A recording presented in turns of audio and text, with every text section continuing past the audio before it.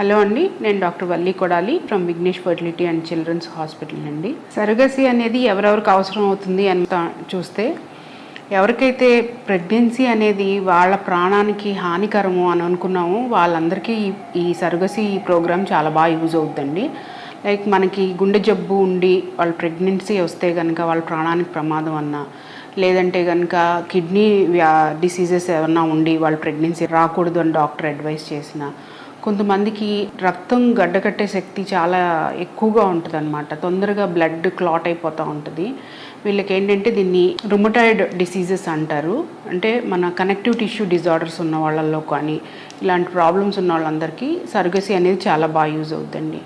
వేరే వాళ్ళు ఏంటంటే చాలామంది చూస్తూ ఉంటాం, మనం చాలా చిన్న వయసులోనే గర్భసంచి తొలగించాల్సిన అవసరం రావచ్చు.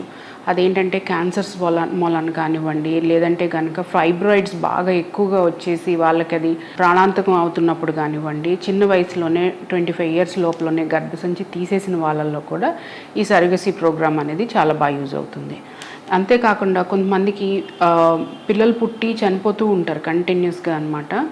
అంటే జెనెటిక్ డిసీజెస్ కానివ్వండి, లేదా గర్భసంచి హోల్డ్ చేయలేకపోతుంది వీళ్ళ ప్రెగ్నెన్సీని. అంటే చిన్నగా ఉంటుంది గర్భసంచి, ఉండాల్సిన దానికన్నా చిన్న సైజులో ఉండటంలో వాళ్ళని కూడా 7వ నెలలో 8వ నెలలో ఈ ప్రెగ్నెన్సీలు తరచుగా పోతూ ఉన్న వాళ్ళల్లో కూడా ఈ సర్గసీ ప్రోగ్రామ్ అనేది చాలా బాగా యూజ్ అవుతుందన్నమాట.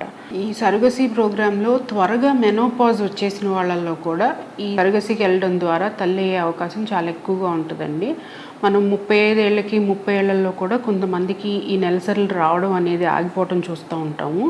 దీన్ని ఏంటంటే ప్రీమెచ్యూర్ ఓవేరియన్ ఫెయిల్యూర్ అని కానీ, ఎర్లీ మెనోపాజ్లో కొంతమంది 40 years రావడంతోనే మెనోపాజ్ వచ్చిన వాళ్ళలో కూడా ఈ సర్గసీ అనేది చాలా బాగా యూజ్ అవుతుంది అనమాట. ఈ ప్రీమెచ్యూర్ మెనోపాజ్లో ఏమవుతుందంటే వీళ్ళకి థైరాయిడ్స్ కానివ్వండి, లేదంటే ఇతర హెల్త్ డిసీజెస్ ఉండటం వలన పీరియడ్స్ అనేవి చాలా తొందరగా ఆగిపోతూ ఉంటాయి. వాళ్ళకి ఇది చాలా మంచి ఆప్షను.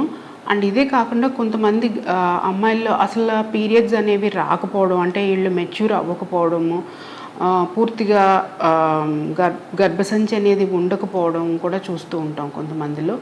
లేకపోతే కొంతమందికి ఏంటంటే ఉన్నా కూడా ఓవరీస్ చాలా చిన్నగా ఉండటం, దాంతోపాటు ఏంటంటే గర్భసంచి అసలు ఎదుగుదల రాలేదు అని చెప్తూ ఉంటారు. వీళ్ళల్లో కూడా సర్గసీ అనేది చాలా బాగా యూజ్ అవుతుంది.